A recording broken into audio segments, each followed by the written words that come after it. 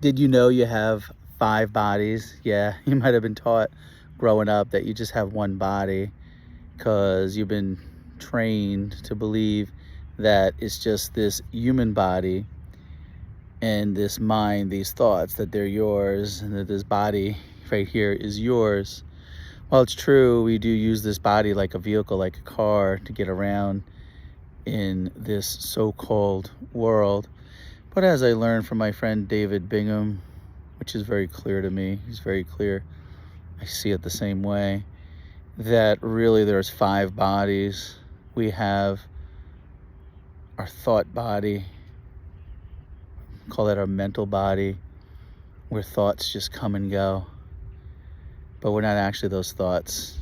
We're that which is aware of those thoughts, right? We're the pure awareness, the impersonal, infinite awareness, the infinite being that sees those thoughts. That's one of the bodies. Then there's the emotional body, where emotions come up. Emotions, joy, happiness, exhilaration, neutrality. And then as you get lower, there's like depression, anger, revenge, sadness. Those kind of emotions are lower on the emotions.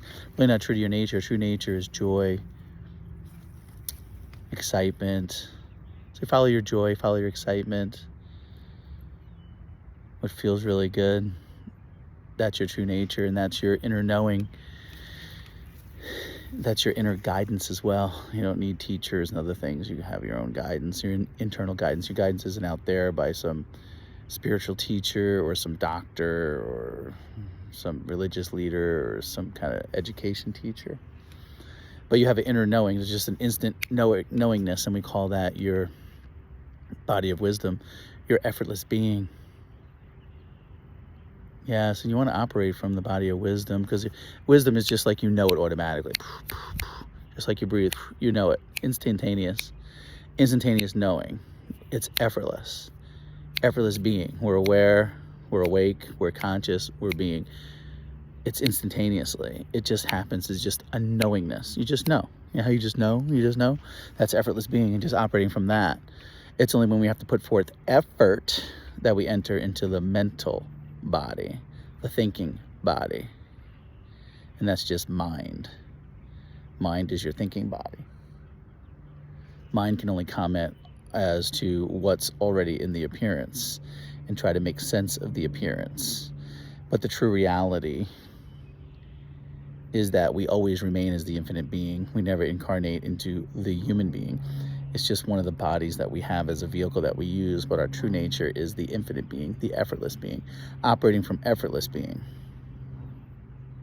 Then there's the body of bliss. You know, that feeling that's when your mind is quiet, when the thoughts are quiet, when the emotions are quiet. When you turn inward, you bring your attention inward to what's right here, right now, and you feel into your heart, into your inner being, your beingness, your aliveness, and you rest your attention on that. You feel the bliss, the constant river, stream of bliss that's always there for everyone. We can all tap into our inner being, putting our attention there. We just get distracted from these other bodies, trying to make sense of it and balance it all out.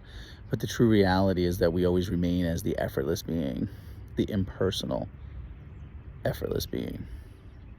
Because it's not personal. There's no person here. It's just this impersonalness. There's just the appearance and what's taking shapes and sizes. And then there's the mind, the thinking mind, which wants to comment on it, wants to compare everything.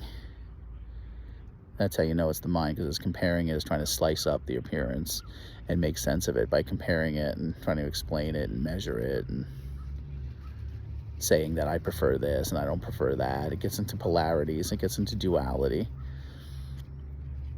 The world of duality is all from the mind. But effortless being is unity consciousness, is everything is one, it's oneness. That's when you're operating from effortless being. The body of wisdom. Really, you're always the infinite being, But you bring your attention, I should say, into these other bodies. So then you have these different experiences, these different human experiences. Because remember, you always remain as the impersonal, infinite being, the impersonal, effortless, infinite being. You always remain as that. But your attention goes into these other bodies that you have that you may or may not be aware of, such as your physical body, this body of food, I like to call it, the human body. And then there's the mental body, where the thoughts are coming and going and coming in depending on what frequency you're on, depending on what kind of vibration you're on, what kind of mood you're on.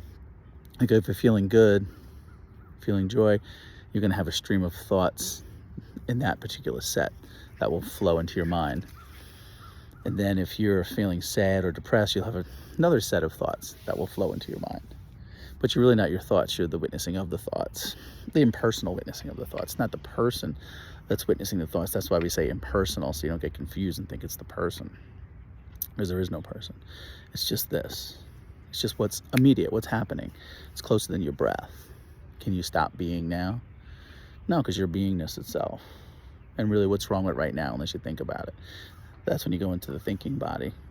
The instantaneousness, the knowingness is effortless being. It's the infinite being that knows it already. And infinite being in the body of bliss, that is unity consciousness, that is oneness. Whereas the other three bodies, the body, the mental body, the emotional body, and the human body, the human experience, that's all in duality. It's like I'm here and everything else is out there, like I'm separate. That's what we mean by duality. Whereas the reality is, the true reality of what you truly are is oneness, is effortless being, impersonal effortless being, infinite being. Those two bodies are singular, are just this. It's like you're no thing, but yet you're everything. You're this one everything, this one impersonal everything. And again, words divide it up because it's commenting from the mind. Words carry certain meanings. Whereas the infinite being and effortless being is just instantaneously knowing it. You know how can you just know something? Like you know you're a man, or you know you're a woman, or you know I shouldn't really say that, because you just know that you're alive. You know your aliveness. You know that you're awake. You know that you're conscious. You know that you're aware. Those are all things that everyone knows. What is it that's aware while you're sleeping? It's impersonal. It's instantaneous knowing. It's the impersonal being. It's really effortless being. So if it's effortless, that's your inner guidance directing you that way, in the way in which you should walk. See, all those things just flow. I'm not even thinking about them. It's the instantaneous knowing of effortless being, and you have the same thing.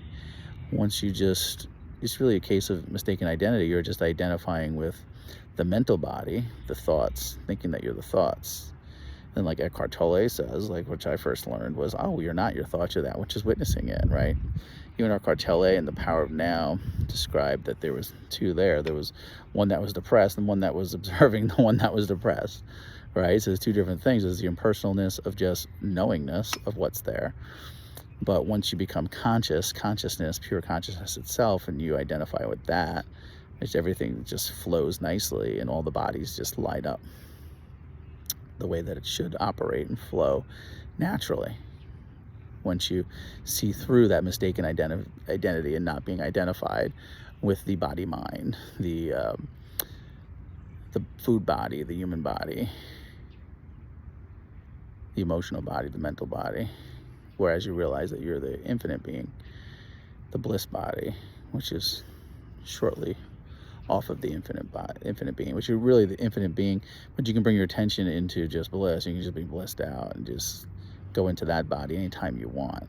You've probably had situations where you're into that, where you can get ready into it. Like if you meditate deeply, or something happens to wake you up, poof, you're in the moment, you know. Sex, different things can bring you there. Drugs, foods, a beautiful scenery of a beautiful rainbow or waterfall, or when a baby's born. I mean, there's things that wake you up to that naturally. You've just experienced to get a taste of it, an awakening of it, so to speak. But really, you're always remaining as the infinite being. Everything else is just Maya, like a dreamlike state.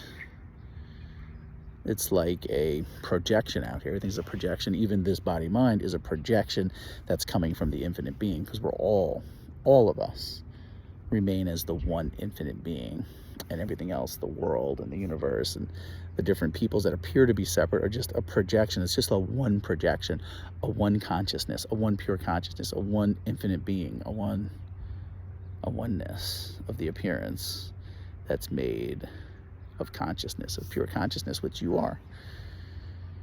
So it's not that you're here and you're looking out, but it's just that all of this is inside you. You're the wholeness of it.